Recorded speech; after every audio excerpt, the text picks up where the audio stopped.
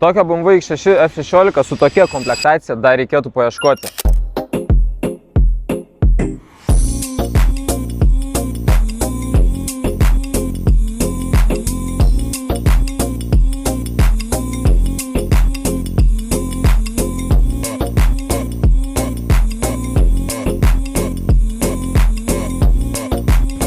Antroji X6 karta pasirodė tada, kai jau pirmas X6 įrodė, kad SUV-as su kupe kėbulu tikrai gali veikti. Ir manau, kad šitas F16 puikiai tai užbaigė. Ilgas kapotas, platus galas, žema stogo linija ir visas automobilis su M Sport paketu bei M ratlankiais, taip pat ir M adaptyvi važiuoklė. Šitas konkretus X yra su 3 litrų dizeliniu 6 cilindrų varikliu. Na, bet geriausia apie šitą automobilį supranti nestovėdamas šalia jo, o atsisėdęs į vidų. Sėdė aukštai, matai prieš save didelį platų kapotą. Manau, BMW F serijų salonai kalba tikrai patys už save.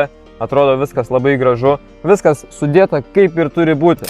Tai šio BMW X6 salonas tikrai yra įspūdingas. Turime napą odą visą saloną, Cognac spalvos su juoda, pilnai LED skydelės. Turime daug asistentų, tarp jų ir Traffic Jamas, kas 2015-2016 metais buvo visiškas kosmosas. Šildomos, ventiliuojamos sėdynės, Harman Kardon audio aparatūra, juodos lubos. Tai turime ant vairo ir latkės.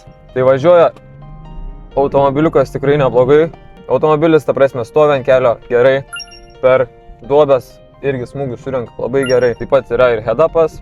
Vieno savininko, kuris prižiūrėjo šį automobilį vien tik rastą auto. Tai jūs įsivaizduokit, čia tokių variantų tikrai nepamatysite kiekvieną dieną ir jie tokie nesimėtų. Tai tikrai, kas rinkosi 2015 metais šitą X sau, ant komplektacijos pinigų tikrai nebuvo gailėta.